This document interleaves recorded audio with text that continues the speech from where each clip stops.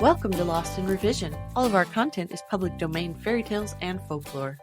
We are here to celebrate the original literature instead of just reading the modern sanitized versions.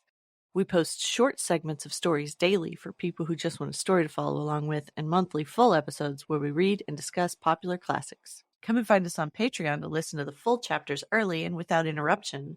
Any support you can offer helps keep this podcast going and you entertained. All of our music is by Nathan Hubble and is used with his permission. Thanks, and enjoy the show.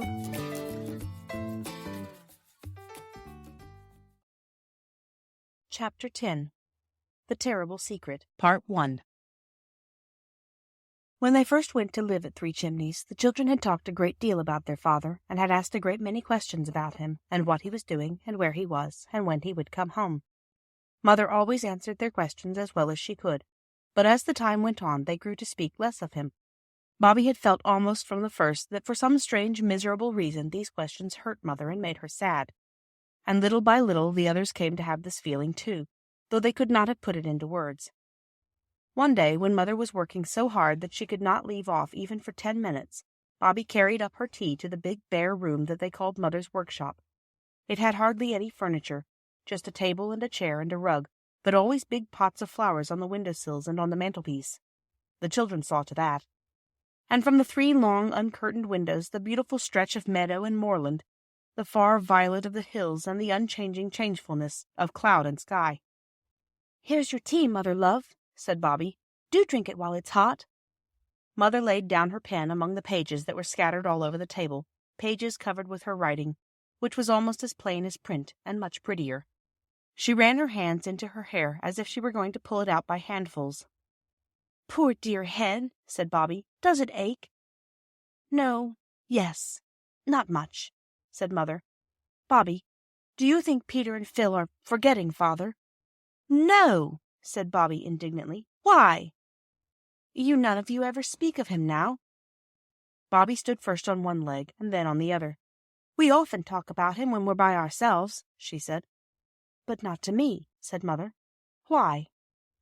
Bobby did not find it easy to say why. You, she said, and stopped. She went over to the window and looked out. "Bobby, come here," said her mother, and Bobby came.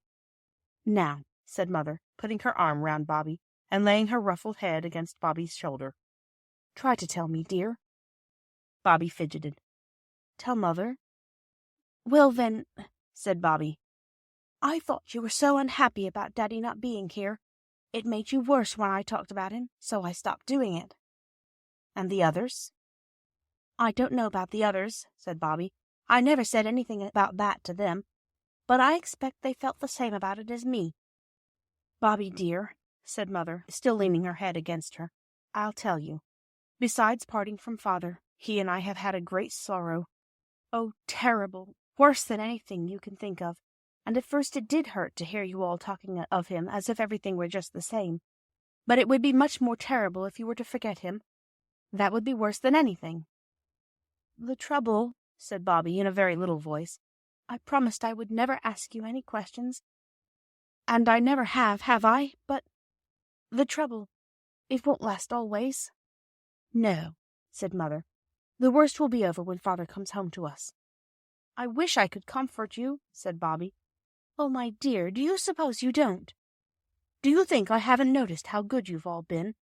Not quarreling nearly as much as you used to, and all the little kind things you do for me, the flowers and cleaning my shoes, and tearing up to make my bed before I get time to do it myself." Bobby had sometimes wondered whether Mother noticed those things. "That's nothing," she said. "To what I must get on with my work," said Mother, giving Bobby one last squeeze. "Don't say anything to the others." That evening, in the hour before bedtime, instead of reading to the children, Mother told them stories of the games she and Father used to have when they were children, and lived near each other in the country, tales of the adventures of Father with Mother's brothers, when they were all boys together. Very funny stories they were, and the children laughed as they listened. "Uncle Edward died before he was a grown-up, didn't he?" said Phyllis, as Mother lighted the bedroom candles. "Yes, dear," said Mother. "You would have loved him. He was such a brave boy, and so adventurous, always in mischief, and yet friends with everybody in spite of it.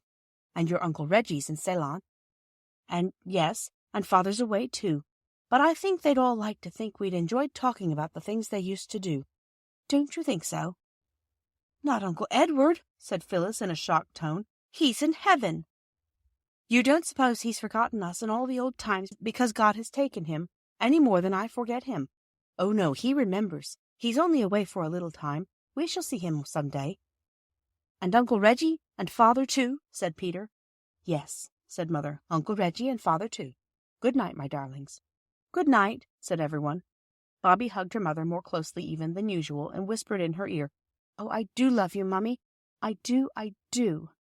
Thank you for joining us today. I would like to thank all of our supporters on Patreon. Your support helps pay for all of the things that podcasting requires and helps keep this show alive and growing. Feel free to fact check us and offer suggestions to make our show better for you. You can send us an email at lostinrevisionpodcast@gmail.com. Don't forget to follow and give us a good review anywhere you listen, and share with your friends and family. There's a lot more waiting for us all at the end of the road.